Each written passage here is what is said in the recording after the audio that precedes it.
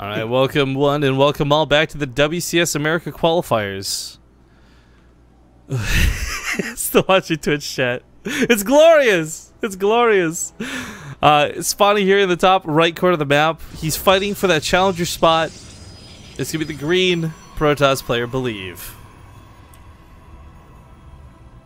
In the top left, as the red Protoss, it's HuK.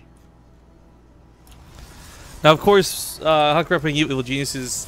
We were talking a little bit before the game, like what happens with it, because HuK actually started doing quite a bit of casting this season. Now, some people saw that as his like transition into retirement, but that's kind of bullshit. He was just looking to make some money on the side and travel around a little bit more. I think personally, I guess we'd have to ask him to find out. But he's still a very good player, and I wouldn't write him out. But it is disconcerting to see somebody. This is like what we saw Petraeus for 2 seasons in a row, right? Not make WCS, like barely on the edge of it. It's kind of how I feel like it's going down for HuK.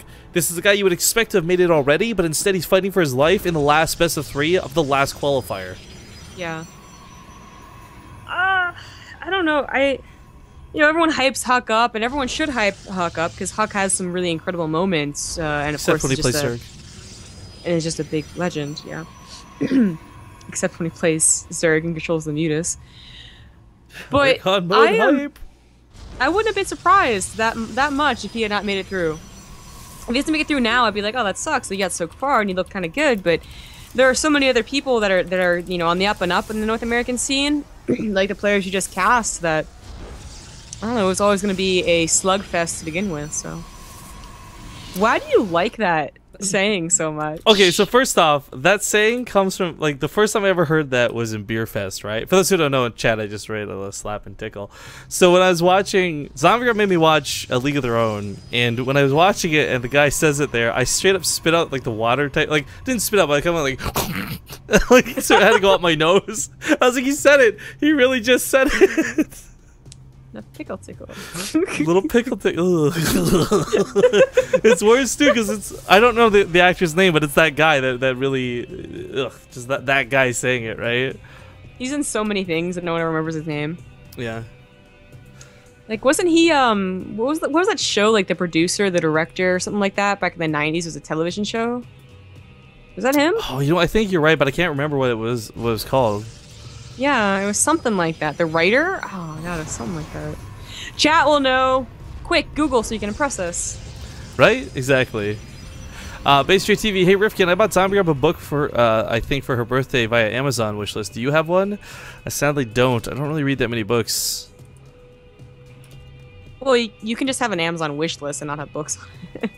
Oh, well, I guess there's that. I mean, I never made a wish list. Maybe this is like a little bit silly, but even now, despite where we are in quote unquote popularity, I still find it weird to think anybody would want to buy me anything. So I've never made like a wish list for anything.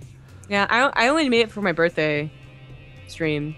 When you were talking about it, right? So I literally took my wish list like that I use just every day, and made it public. So. Oh, boom! Nailed it. Yeah, so I had some really expensive things on there that I did not expect people to buy, but someone did buy me that Liara statue. I'll tell you what, here's my wish list thing. Alright, again, this is gonna sound so cheesy and silly. Go to g2a.com, buy a game, and give it away in chat. That would be awesome, actually. And use promo code BASE so that we get the transaction for it. But HuK is coming here strong. Believe should be able to hold on to this initially with the Photon Overcharge. He's gonna have to be careful. If he's a little bit too liberal about using it, he would lose everything. Stalker goes down, though. Might not catch one of his own. I felt like there's no control with that overcharge. He just kind of let it go and started using the stalkers the best he could. A little bit awkward as the mothership crawler goes down. She was supposed to stay alive, hide in the back, and get round 2 ready to go. But because right now, Believe, he's working so hard on getting Blink out, he's not able to fight. He just doesn't have units to play with. Yeah. HuK has a huge stalker count. He does. He's just waiting for the Photon Overcharge to end up with. If the Blink was done, I don't know. HuK is he's getting a robo, but I think it's only because there is a fear that, you know, it won't work, so they have to follow it up, but also, like, DT, something important might be coming up, but there isn't. Like, he could really just entirely dedicate to nothing but Warp Gate, and he'd probably win this game. Yeah, he actually pick up that pylon, I think, depower the gateway too.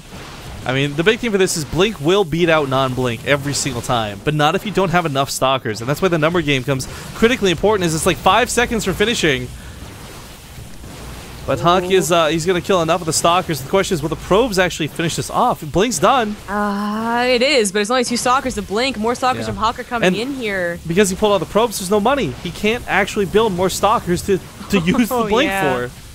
Oh, that's a problem, isn't it? Nothing to help him out here. It looks like HuK will be taking game number 1. $2 donation for Cool Bananas, by the way. It says, happy 53rd birthday, Rip. Can keep on trundling. You found a way around those stupid asterisks.